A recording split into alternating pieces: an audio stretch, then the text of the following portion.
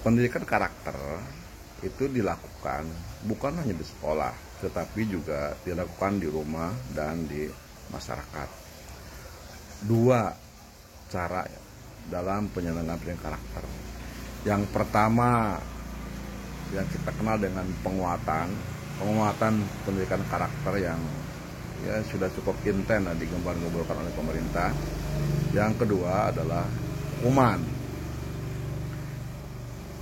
Faktanya antara hukuman dan penguatan ini sering tertukar ya. Bahkan kita lebih cenderung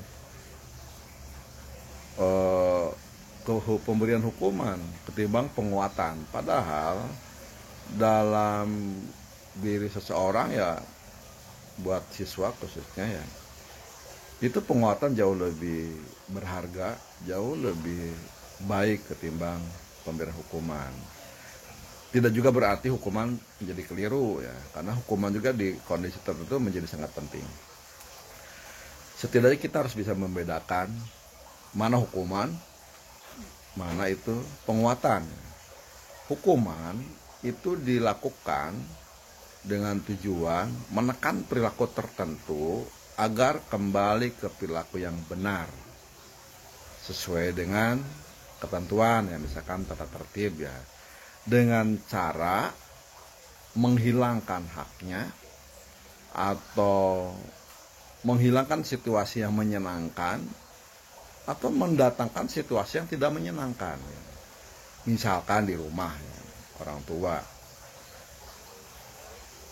anaknya, kakaknya ya, ada saudara ya, bersaudara lah, kakaknya memukul adiknya. Maka untuk menekan perilaku tersebut supaya tidak terulang kembali, karena perilaku tersebut melanggar karena itu kekerasan, diberikanlah sanksi. Apakah disuruh minta maaf, apa disuruh ngepel, suruh nyuci, bersihkan WC gitu ya, atau uang jajannya dipotong. Itu namanya hukuman. Atau anaknya tidak mau belajar, kemudian kegiatan rutin bermain, misalkan liburan di hari libur, di hari Minggu ditiadakan.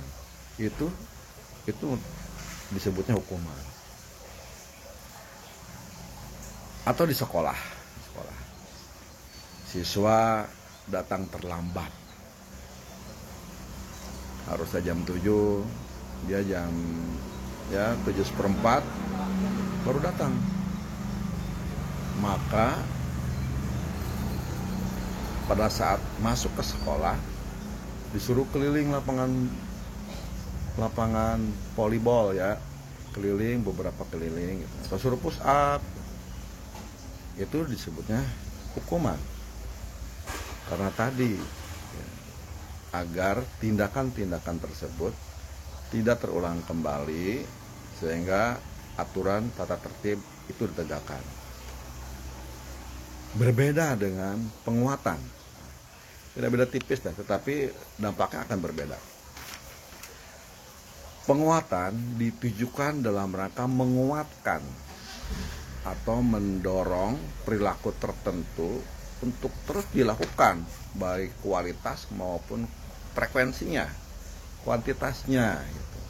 Dengan cara menghadirkan situasi yang menyenangkan buat siswa belajar gitu. Atau pemberian perhatian atau pemberian reward berupa nilai bisa jadi, atau tanda-tanda misalkan bintang gitu ya, atau disuruh ke depan gitu. Sehingga berbeda dengan pola-pola yang bersifat hukuman. Contoh ya, supaya lebih mudah memahaminya. Ketika anak kita berada di rumah, kemudian tidak mau belajar, maka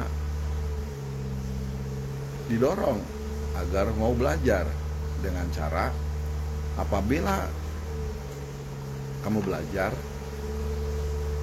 misalkan mata pelajaran tertentu di hari itu, maka selepas itu yuk kita jalan-jalan. Itu penguatan. Artinya perilaku belajarnya kita kuatkan dengan mendatangkan situasi yang menyenangkan atau menghilangkan situasi yang tidak menyenangkan ya. Kamu kalau hari ini bisa selesai mengerjakan tugas-tugas sekolah, maka gantinya nggak usahlah bersihin WC gitu. Sehingga mereka berusaha untuk melakukannya. Kemudian di sekolah, contoh penguatan. Kalau zaman dulu sih sederhananya, kamu sudah bisa hafalan, kemudian lancar, boleh pulang duluan. Ya, sekarang nggak begitu juga. Kamu kalau bisa menyelesaikan pertanyaan saya, kemudian bisa menjelaskan, boleh istirahat duluan. Atau kalau kamu bisa melakukan aktivitas tertentu, ya, misalkan praktek tertentu ya, maka siang ini nggak perlu lah ikut teman-temannya bersih perpustakaan, kamu boleh ke kantin. Artinya mendorong agar perilaku-perilaku tertentunya bisa meningkat ya, dengan cara yang menyenangkan untuk mereka. Saya kira itu saja, semoga manfaat kepada seluruh orang tua dan guru, bisa menempatkan kapan saatnya memberikan hukuman dan kapan saatnya melakukan penguatan.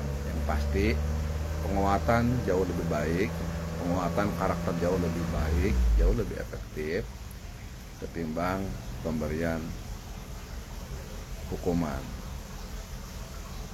Terima kasih. Wassalamualaikum warahmatullahi wabarakatuh.